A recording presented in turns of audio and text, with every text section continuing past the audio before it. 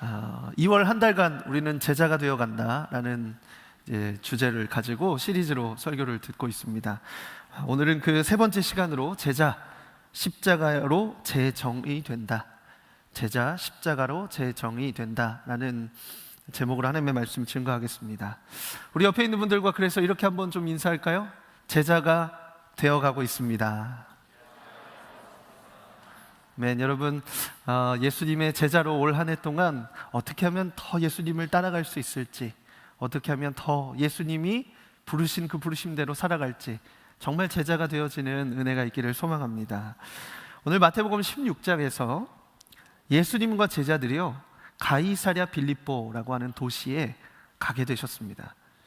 가이사랴 빌립보는요 이스라엘이 길게 있는데 거기에서 가장 북쪽에 있는 도시입니다. 이 도시는요 로마 황제 가이사 아우구스투스를 기념해서 세워진 도시였어요. 그래서 이 도시는 황제를 숭배하는 도시였습니다. 황제 숭배를 위한 신전이 있었고요, 그리고 그리스 신화의 판이라고 하는 신을 섬기는 신전도 있었습니다. 그러니까 쉽게 말하면 이 도시는요 우상 숭배의 도시였어요. 사람들은 그곳에서 권력과 힘을 신격화했습니다. 누가 진짜 신인가, 누가 진짜 주인인가 하는 것을 이 도시에서는 묻고 있습니다.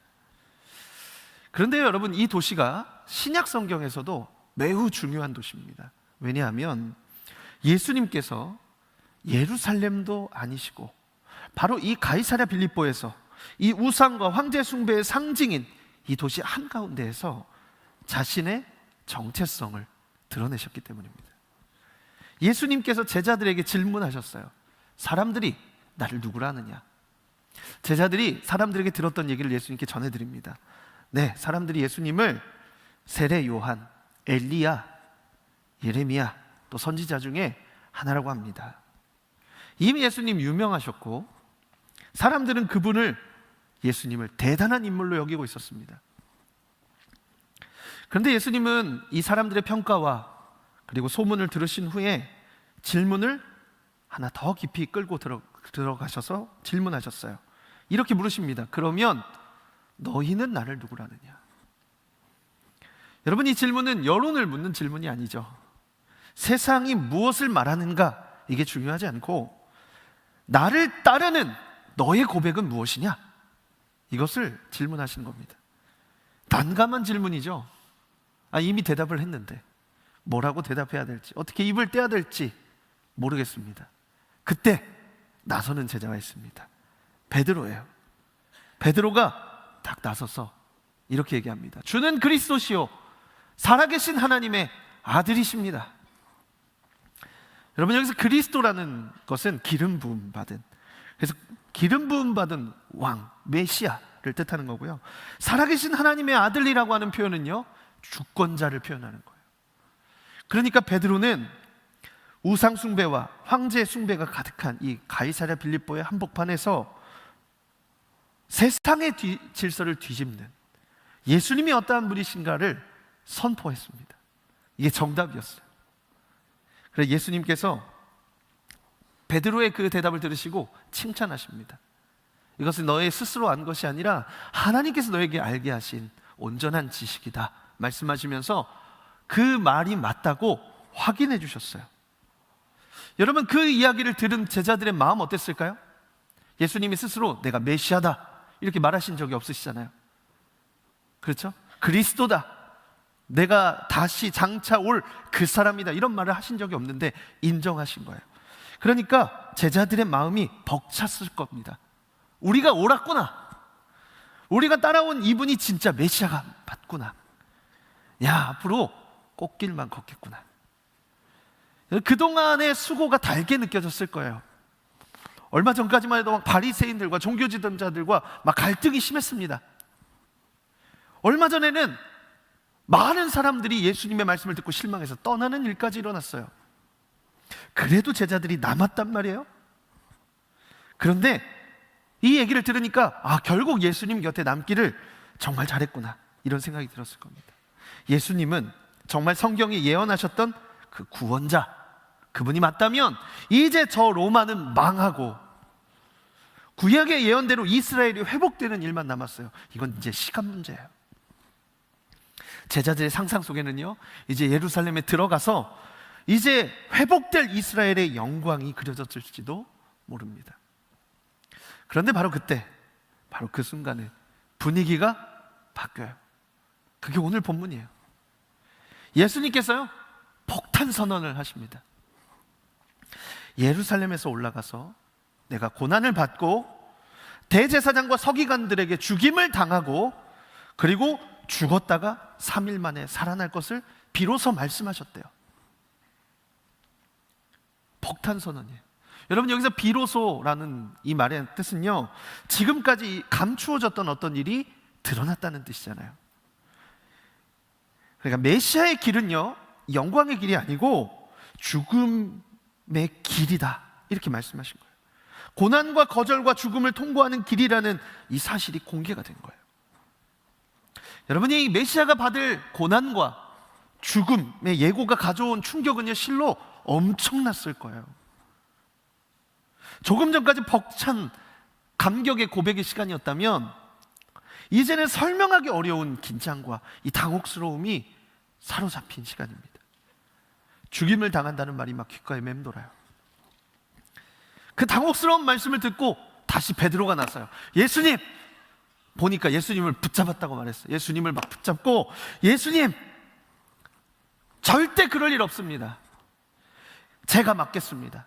성경에는 항변했다 말합니다. 베드로가 지금 주님을 사랑하기 때문에 이렇게 말하는 것일까요? 어느 정도는 그렇겠죠. 어느 정도는 주님을 사랑하니까. 그런데 항변했다고 했잖아요. 언제 항변해요? 받아들일 수 없을 때 항변하는 거예요. 지금 받아들일 수 없는 거예요. 그 말씀을, 지금 그 상황을. 그래서 항변하는 겁니다. 베드로는 예수님을 메시아로 믿었기 때문에 더 그 말씀을 받아들일 수가 없었어요. 메시아가 왜 죽습니까? 왕이 왜 거절을 당합니까? 그러면 그를 따르는 자신들의 미래는 어떻게 되는 겁니까? 기적을 베푸시고 막 병든 자 고치시고, 예수님과 함께라면 무엇이든 가능할 것 같았고, 예수님이 세상의 왕이 되시면 자신도 그 곁에 서 있을 것을 기대하고 있는데, 그런데 그 선언 앞에 그 모든 기다림이, 그 기대가 한순간에 무너져 내린 거예요. 그래서 안 된다고 항변하는 거예요. 그럴 일 없습니다. 제가 그렇게 되지 않게 맡겠습니다. 베드로는 예수님을 사랑했지만 예수님이 가시는 길까지 이해하지는 못했습니다. 그때 예수님이 아주 강하게 말씀하시죠. 뭐라고 하세요? 사탄아, 제자한테, 사탄아, 내 뒤로 물러가라. 너는 나를 넘어지게 하는 자다. 네가 하나님의 일은 생각하지 않고 사람의 일만 생각하는구나. 여러분, 조금까지 가장 온전한 고백을 했던 제자가 사탄이라는 책망을 듣습니다. 왜 그럴까요? 야, 네가 틀렸다, 내가 다시 알려줄게, 이렇게 말씀하셔도 되는데, 사탄아! 여러분, 왜 그럴까요? 베드로는요, 지금 예수님의 길을 막아서고 있기 때문에 그래요. 지금 그의 말은요, 자기 의지가 아주 강하게 들어간 말이에요. 여러분, 제자는 예수님을 따라서, 뒤따라서 가는 사람입니다. 그런데 베드로는 지금 예수님이 걸어가시는 길을 막겠다는 거예요. 그 뜻을 바꾸려고 하는 겁니다. 그래서 예수님 뭐라고 하세요? 내 뒤로 가라. 너는 뒤따르는 자야. 너는 앞을 막아서는 자가 아니고 너는 제자야. 너는 뒤따르는 자다 말씀하시는 거예요. 제자는 방향을 제한하는 사람이 아닙니다. 걸으시는 길을 뒤따르는 사람이에요. 예수님은 십자가를 향해 지금 걸어가고 계시거든요. 그런데 베드로의 말은 그 가시는 길에 놓인 걸림돌과 같았어요. 그래서 너는 나를 넘어지게 하는 자로다, 이렇게 말씀하셨잖아요. 넘어지게 하는 자라는 말은요, 단순한 꾸중이 아니에요. 헬라어 원어의 뜻으로는 덫에 걸려 넘어지게 하는 장애물, 길을 가로막는 함정, 이런 뜻이 담겨 있어요. 그의 생각이 예수님의 길을 가로막는 장애물이 되는 겁니다. 그래서 베드로를 향해 네가 하나님의 일은 생각하지 않고 사람의 일만 생각한다 말씀하신 것입니다. 사람의 일을 생각했던 베드로는요, 예수님을 막아섭니다. 베드로는 예수님을 그리스도라고 고백했지만 여전히 사람의 기준으로 메시아를 이해하고 있어요. 그는 사람의 생각, 곧 영광과 권세, 그리고 즉각적인 승리, 이것을 기대했습니다. 그러나 하나님의 계획은요, 메시아를 보내셔서 그 메시아를 죽이심으로 고난과 죽음을 통해서 이루시는 구원이셨습니다. 제자들이 이걸 아직 알 수가 없죠. 여러분, 그렇게 베드로가 심하게 꾸짖음을 당하자 분위기가 더 차갑게 식었습니다. 그런데 예수님 거기서 멈추지 않으시고 모든 제자를 향해서 이렇게 말씀하셨어요. 누구든지 나를 따라오려거든 자기를 부인하고 자기 십자가를 지고 나를 따라라. 여러분, 이 순간이요, 제자의 정의가 근본적으로 드러나는 시간이에요. 지금까지 제자들이 이해한 제자의 모습은 메시아의 곁에 서는 사람이었어요. 개국공신처럼 가장 치열하고 가장 처음의 순간에 가장 많은 공을 세운 사람이 그의 나라가 임할 때 옆에 서 있는, 영광을 함께 취하는, 영광을 나눌 사람이었습니다. 그게 제자들이 이해하는 자신들의 모습이었어요. 왕국이 세워질 때 가장 중요한 자리를 차지할 사람들이 자기였습니다. 그런데 예수님 말씀하세요. 제자는 십자가를 지는 사람이다. 여러분, 이 말씀 역시 굉장히 충격적인 말씀입니다.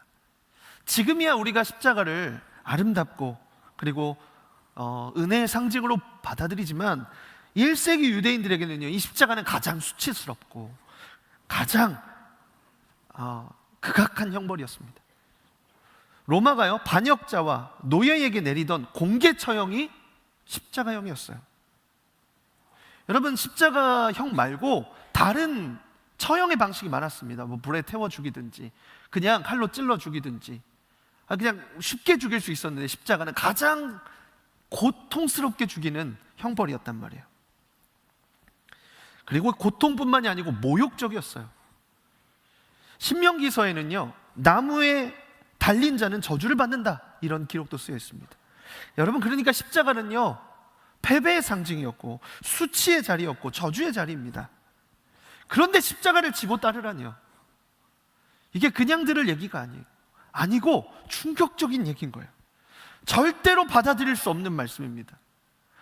아니, 영광스럽게 예수님 곁에 설 생각하고 있는 사람한테 그 수치스러운 십자가를 지고 따르라는 말이 얼마나 충격적으로 들렸겠어요. 부정하는 마음이 들었을 거예요. 아니, 설마 우리가 그 길을 가겠는가? 우리는 특별히 선택된 사람들 아닌가? 가장 가깝고 가장 곁에 서 있는 제자들, 왕국이 세워질 때 중요한 자리에 설 것이라고 기대했던 자들. 그런데 들어보니 그들에게 온 초대는요, 영광의 자리가 아니라 저형의 자리예요. 그래서 이런 질문도 따라왔을 거예요. 그렇다면 우리가 따라온 것은 무엇인가? 우리는 잘못 선택한 것인가? 여러분도 어떤 큰 기대, 정말 큰 기대, 절대 무너지지 않을 것 같은 그런 큰 꿈과 기대를 가지고 있었는데 그게 무너질 때 어때요? 흔들리죠, 사람이. 큰 기대가 무너지면 사람은 크게 흔들립니다. 제자들도 다르지 않았어요. 이 제자들은요, 가족도 버리고 왔어요. 자기 일도 내팽개치고 왔어요. 막 세관을 버리고, 막 금을 버리고, 배 버리고, 가족 버리고 예수님 따라오고 있는데, 그래서 조금만 고생해서 이분이 메시아인 것도 확인해서 이제 영광을 누릴 일만 남아있는 것 같은데 십자가를 지고 죽어라. 그들의 믿음, 그들이 흔들린 건요, 그들의 믿음이 약해서가 아니에요. 예수님의 말씀은 제자들의 세계관을 그 자체를 무너뜨리는 선언이셨어요. 너무 충격적인 거죠. 구약에서 예언된 메시아가 오셔서 자기 백성 구원하고 그 긴 고난의 끝에서 고난을 끝내시고 영광을 회복하시는 분이거든요. 그게 메시아예요. 그래서 기다리는 거예요. 그런데 오셔서 죽으시고 그를 따르는 제자들도 십자가를 지고 가야 된대요. 승리를 기대했는데 패배하는 것처럼 보이는 길을 말씀하세요. 영광을 상상했는데 수치를 말씀하세요. 그 충격 속에서 제자들의 마음이 흔들립니다. 갈라집니다. 어떻게 해요? 따를 것인가? 돌아설 것인가? 그런데 여러분, 바로 그 자리에서 제자도의 본질이 드러납니다. 제자는요, 편한 길만 약속받은 사람이 아닙니다. 주님의 길을 온전히 뒤따르는 사람이라는 거예요. 그 길이 이해되지 않아도, 두려워도, 기대가 무너져도, 원하는 모습이 아니어도 뒤를 따르는 사람이 제자예요. 바로 그 충격 속에서 진짜 제자가 태어나기 시작하는 거예요. 아마 제자들은 이 당시에 예수님의 말씀을 다 이해할 수 없었을 거예요. 그래서 그 뒤에 막 누가 크냐 작냐, 여전히 당신의 나라가 임하실 때 내 아들들을 당신의 옆에 서게 해주십시오, 뭐 이런 얘기들이 나와요. 그러니까 이 말씀을 한 번 듣고 이해할 수 없었을 겁니다.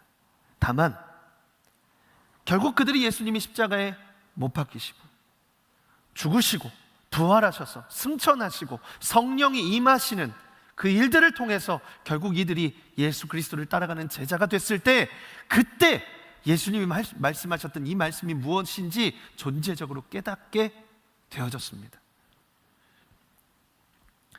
그렇기 때문에 여러분, 이 말씀을 듣는 순간부터 이제 여러분, 십자가로 제자도가 제정이 되기 시작한 거예요. 그렇다면 십자가 앞에서 무엇이 제정이 되기 시작합니까? 첫 번째, 영광의 기준이 제정이 됩니다. 세상이 말하는 영광이 아니에요. 세상이 말하는 성공의 기준이 아닙니다. 예수님이 말씀하시는 승리와 영광의 기준이 있다는 거예요. 두 번째, 따름의 의미가 제정이 돼요. 따른다고 하는 것이 내 기대, 내가 가지고 있는 야망, 야심, 나만의 생각을 가지고 따라가는 건 줄 알았는데, 내 기대와 일치해서 가는 줄 알았는데 그게 아니라는 거예요. 완전히 달라요. 그냥 온전히 따라가는 거예요. 뒤에서 가신 길을, 그분이 가시고 가신 십자가, 고난의 길을, 내 십자가를 지고 따라가는 것, 따름의 의미가 제정이 됩니다. 세 번째, 제자의 정체성이 제정이 돼요. 여러분, 제자는 더 이상 구경하는 구경꾼이 아닙니다. 자신의 기대와 야망을 이루기 위해 예수님을 따르는 사람도 아니에요. 오히려 자기 부인하고 자기 십자가를 지고 예수님을 따르는 사람이에요. 십자가는요, 제자의 어떤 다른 부분, 외형을 바꾸는 것이 아니고요, 오히려 제자의 본질을 바꿨어요. 여기서 제자가 자기를 부인하고 따라오는 사람이라고 했잖아요. 자기를 부인하다라는 표현은요, 매우 강한 표현입니다. 헬라어 원어는요, 완전히 부인하다, 완전히 부정하다라는 뜻이에요. 여러분, 어떻게 자기가 자기를 완전히 부인합니까? 이게 가능한 일일까요? 그것을 자아의 죽음이다. 제가 여러분에게 1월 달에 Not a Fan이라고 하는 설교를 통해서 말씀드릴 때 자아의 죽음에 대해서 말씀드렸잖아요. 자아가 죽는다는 것은 지독히도 어려운 일이에요. 내 안에 자아가 죽여도 사는 게 사실 자아거든요. 그런데 자기 부인은 이 자아를 죽이라는 거예요. 완전히 부인하라는 말입니다. 어느 정도 절제가 아니라 결별해라, 이런 정도로 표현한 강한 표현이에요. 여러분, 그렇다면 그 자아의 죽음이라는 거 하는 것, 자기 부인이라고 하는 건 무엇을 의미하는 것일까요? 그것은 자기 중심성과의 결별을 의미하는 겁니다. 내가 중심이 되어서 내가 판단하고 내가 해석하려고 하는 태도가 우리에게 다 있잖아요. 그것을 내려놓고 내가 옳다고 여기는 길을 절대 기준으로 삼지 않고, 내가 설계하는 인생의 권한을, 최종 권한을 나에게 두지 않고 내 방식으로만 살아가지 않는 것입니다. 내가 붙들고 있는 자존심과 계산을 내려놓는 거예요. 여러분, 제자는 더 이상 자기 보존, 자기 안전을 최우선으로 삼는 사람이 아닙니다. 자신의 안전과 체면을 지키는 것에 삶의 중심을 두는 사람이 아니에요. 오늘날의 시대에는 체면이 중요하잖아요. 그래서 없어도 SNS에 뭔가 대단해 있는 것처럼 우리가 나를 포장하고 올리죠. 우리가 그렇게 잘 살지 않아도 아주 고급스러운 것들을 가지려고 노력하고, 수준보다 더 넘치게 무언가 은행의 도움을 받아서 은행과 함께 무언가를 구입하고 차를 사고, 그러니까 우리가 입고, 그리고 차고, 타고, 그리고 먹는 것이 나라고 생각하는 거예요. 사람들에게 그렇게 보여지는 것이죠. 그런데 여러분, 그것이 기준이 되지 않는 거예요. 그런 체면, 그런 안전, 그것이 기준이 되고 그것이 삶의 중심이 되지 않는 사람이 제자라는 거죠. 그러면 무엇이 중심에 있습니까? 자기를 부인했어요. 자기 중심을 부인했어요. 그러면 그 중심에는 누가 계시는 거예요? 예수 그리스도께서 계시는 거예요. 예수님을 중심에 두고 그분의 뜻을 기준으로 두고 살아가는 사람, 내 뜻이 아니라 주님의 뜻, 내 판단이 아니라 주님의 말씀이 방향이 되는 삶, 여러분 그것이 제자입니다. 바로 그 자리에서 여러분 제자의 정체성은 새롭게 정의된 거예요. 여러분은 어떤 기대를 가지고 예수님을 따르고 계십니까? 처음 예수님 믿기로 결단했을 때 여러분 마음 깊은 곳에는 어떤 밑그림이 있으셨습니까? 혹시 이제 내 인생 덜 흔들리겠지, 적어도 나 필요한 것들은 다 들어주시겠지, 기도하면 길이 다 열리겠지, 주님 따르면 결국에 잘 되고 성공하겠지, 복 받겠지. 여러분 그런 기대가 혹시 여러분의 마음에 자리하고 계시진 않습니까? 우리가 입술로는요 은혜를 말하고 십자가를 고백할 수 있지만 마음 한켠에는 결과를 계산하고 그리고 따져보는 습관이 있을 수 있습니다. 주님을 따르기는 하지만 속으로는 성공을 기대하고, 헌신하기는 했지만 어딘가에서의 보상을 기대하고, 순종하려고는 했지만 결국에 인정을 받기를 기대하는 것이 사람의 마음이에요. 그게 자기 중심성이에요. 그게 없는 사람은 없어요. 잘못된 게 아니에요. 그런데 그것을 부인해라 말씀하시는 거죠. 여러분 우리가 하나님의 나라를 말합니다. 그런데 사실은 내 인생의 안정, 성공, 기대, 이 땅의 것들을 많이 붙들고 살게 돼요. 적어도 하나님 믿는 사람 망하지 않겠지, 내가 이렇게까지 기도했는데 길이 열려야 되지 않을까, 이 정도 헌신했으면 하나님 나도 좀 책임져 주셔야 되지 않나. 여러분 우리도 예수님을 따라가는 길에 기브앤테이크를 가지고 따라갈 수 있습니다. 입으로는 하나님의 뜻을 말하지만 속으로는 내가 원하는 결과와 시나리오가 다 있는 거예요. 더 안전해지고 더 인정받는, 더 성공하는 어떤 방향이 있다는 것이죠. 그런데 여러분 막상 그 기대가 흔들리면, 그 기대가 무너지면 그렇게 낙심합니다. 항변해요. 어떻게 이러실 수 있습니까? 내가 주님을 얼마나 사랑했는데, 내가 주님을 어떻게 따랐는데, 내가 얼마나 헌신했는데, 내가 얼마나 애쓰고, 내가 얼마나 노력했는데요. 절대 그렇게 할 수 없습니다.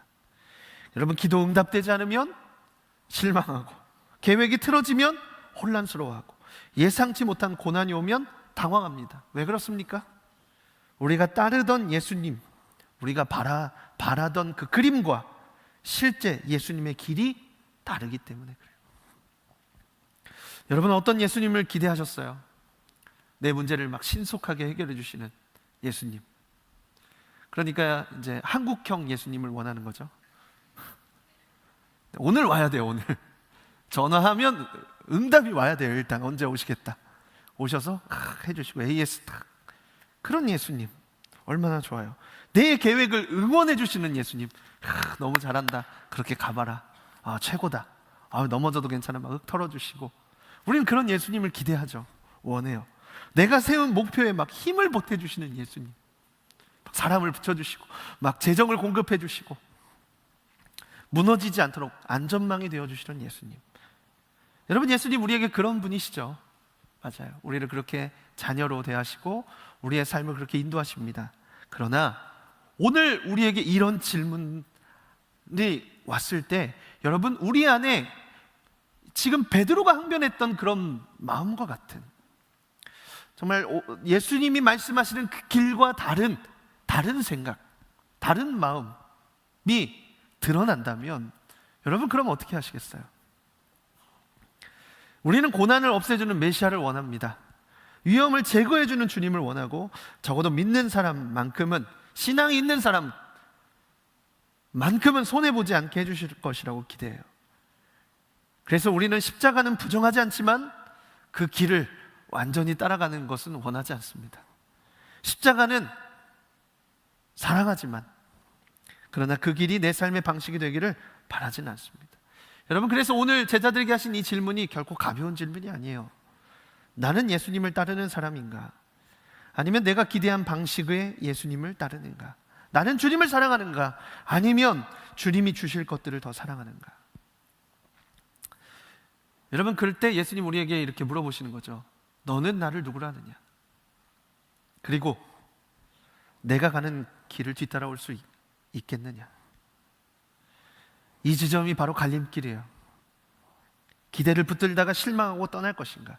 여러분, 복음서 읽어보면 그렇게 자기 기대로 왔다가 떠나는 사람도 되게 많아요. 베드로처럼 항변하다가 그래도 따라가는 사람이 있는 반면에 그냥 떠나는 사람도 있습니다. 근심하다 떠나는 사람도 있어요. 그렇게 기대를 붙들고 실망하다가 떠날 것인가? 아니면 참된 생명과 진리가 되신 예수님을 따라 십자가를 지고 따를 것인가? 그 선택 앞에서 우리의 진짜 믿음이 드러나는 거예요. 이 지점에서 우리는 자연스럽게 갈라디아서 2장 20절 말씀을 떠올릴 수 있습니다. 내가 그리스도와 함께 십자가에 못 박혔나니 이제는 내가 사는 것이 아니요 오직 내 안에 그리스도께서 사시는 것이라.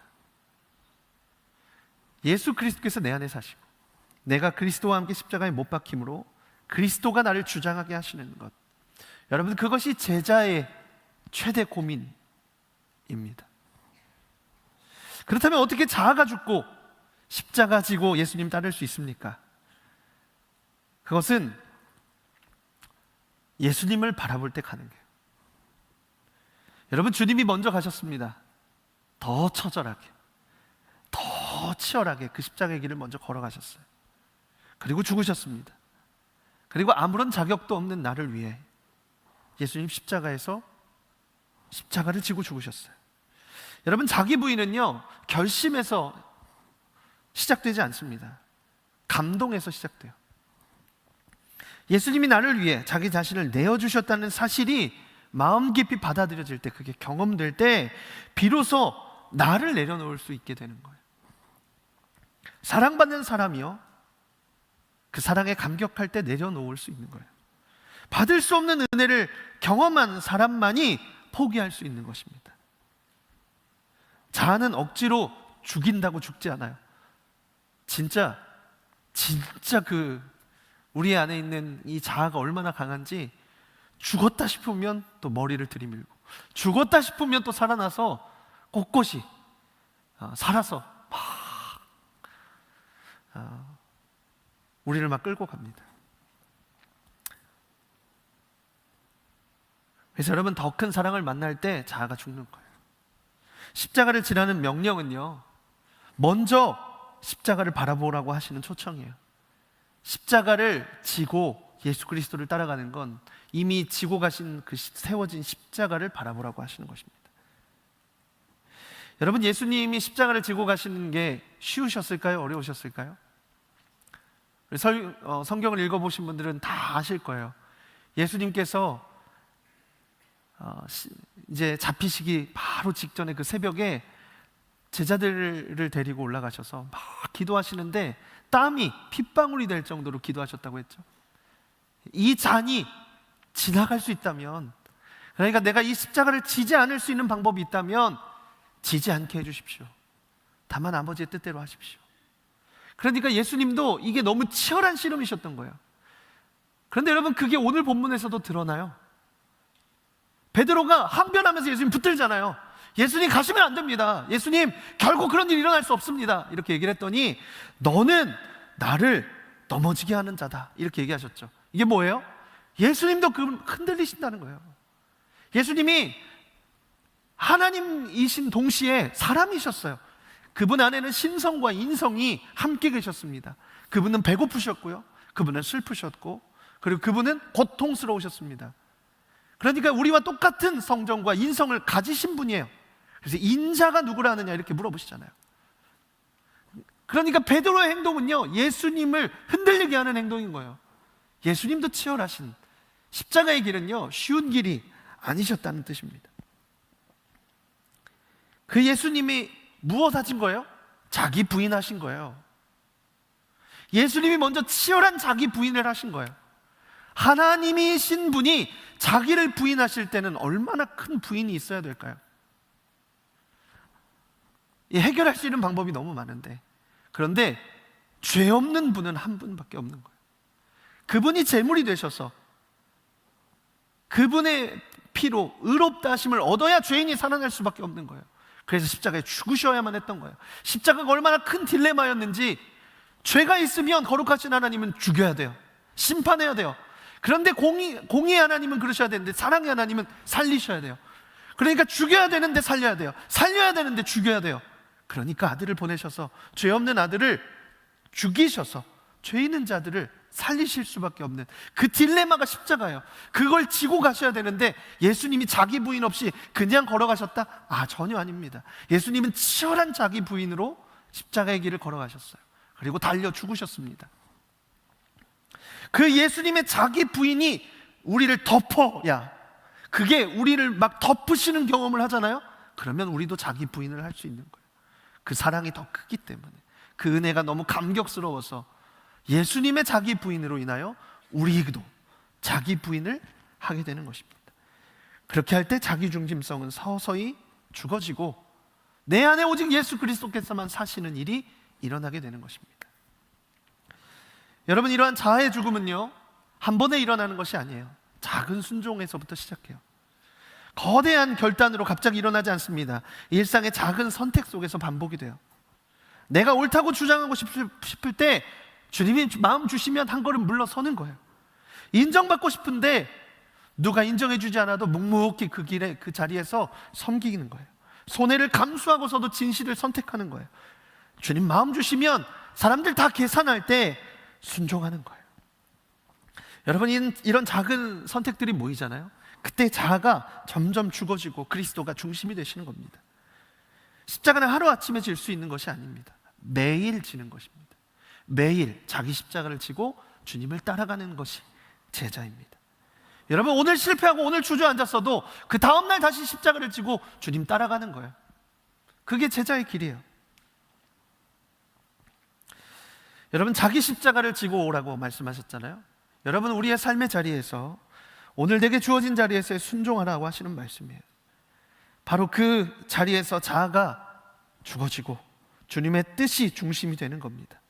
자아의 죽음은요, 주도권을 예수 그리스도께 맡겨드리는 거예요.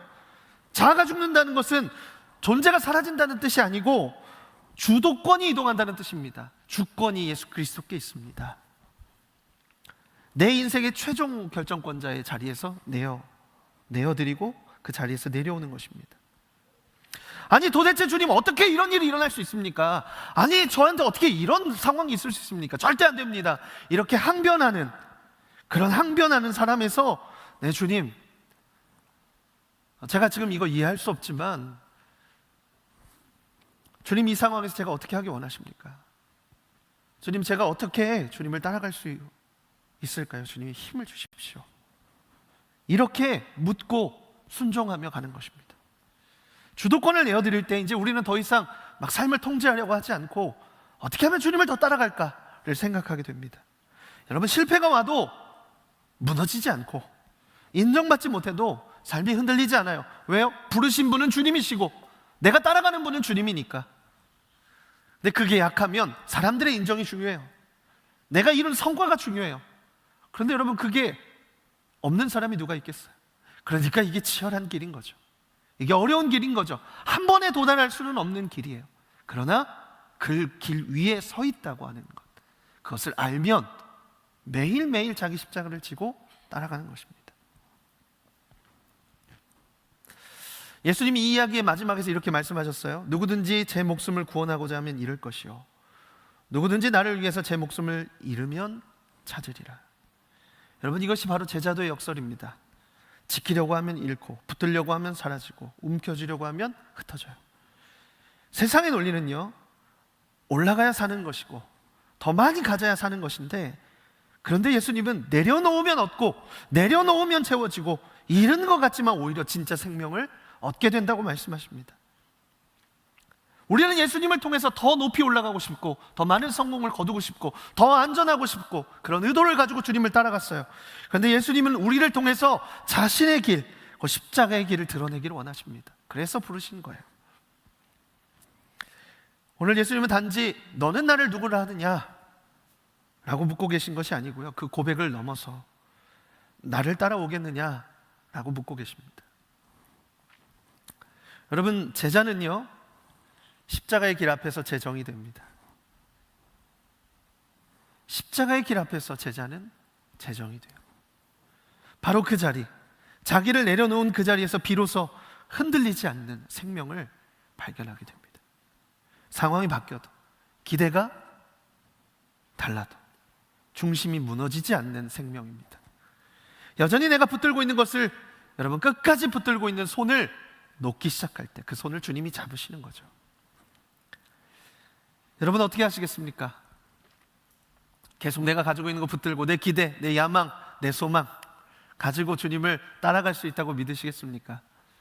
아니면 오늘 이 말씀 앞에서 우리의 어떤 기대와 우리의 소망이 조금 다르고 무너져도 예수님을 따라가는 길에는 주님의 십자가 바라보고 내 십자가 지고 나를 부인하고 따라가는 것이구나, 그것을 깨닫고 날마다 십자가를 지고 걸어가시지 않겠습니까?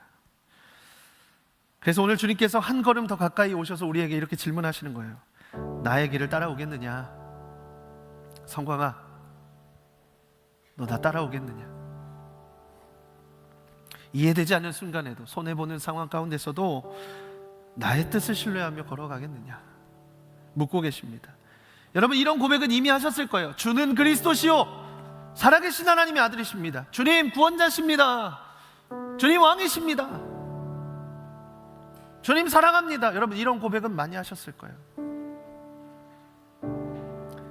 그런데 여러분 아는 것만으로 주님을 따라갈 수가 없어요. 오늘 주님은요 그 고백을요 삶으로 옮기라고 초청하시는 거예요. 내 뒤로 오라. 여러분 어쩌면 내려놓기 어려운 것들이 있으실 겁니다. 자존심일 수도 있고 계획일 수도 있고 반드시 이루고 싶은 목표일 수도 있어요. 사람들의 시선, 실패에 대한 두려움. 여러분 주님은 그것을 억지로 빼앗으려고 하지 않으십니다. 다만 묻고 계세요.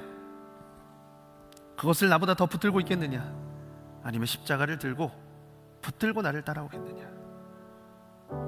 우리가 나눈 것처럼 십자가는 단번의 결정으로 질 수 있는 것이 아닙니다. 매일 주님 앞에 다시 방향을 정하고, 방향은 십자가예요.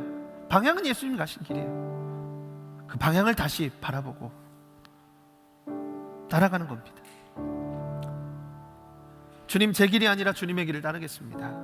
이해되지 않아도, 손해인 것처럼 보여도, 사람들이 다 손가락질해도 주님 먼저 가신 길이라면 저도 따르겠습니다. 그렇게 말하며 그 매일의 한 걸음을 걷는 것이 제자입니다. 그런데 여러분 이 길에는 약속이 있어요. 잃은 자가 얻고 내려놓으면 채워지고 죽은 자가 산다는 약속이에요. 여러분 주님은 결코 십자가에서 멈추지 않으셨습니다. 십자가를 지나 부활로 가셨어요. 그러므로 우리가 주님의 길을 따를 때 그 끝에는 영원한 생명이 있는 거예요. 영원한 생명을 얻기 위해 이 땅의 것을, 자기를 부인하고 자기 십자가를 지고 주님을 따라가는 것입니다. 여러분 오늘 이 말씀은요 저와 여러분에게 하시는 말씀이에요. 여러분에게 하시는 말씀이에요. 나에게 하시는 말씀이에요. 왜요? 우리가 그리스도의 제자거든요. 우리가 주님을 따르는 사람이거든요.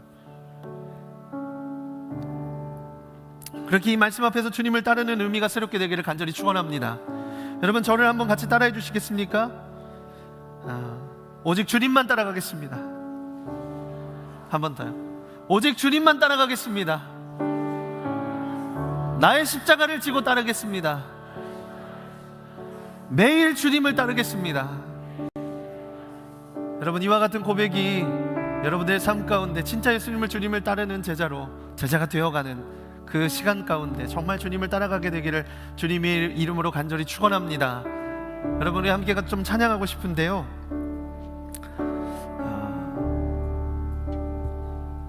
내 삶의 이유, 내 삶의 이유라라는 찬양입니다. 참 귀한 찬양이에요. 참 귀한 고백이 담겨있는 찬양인데, 여러분 이 고백, 이 찬양의 가사를 따라 여러분 예수 그리스도가 내 유일한 소망이요 내 힘이요 오직 주님만 따라가겠습니다. 이러한 고백을 주님께 좀 드리며 나아가면 좋겠습니다. 우리 함께 이 찬양을 주님께 드리기를 소망합니다. 함께 노래하시겠습니다.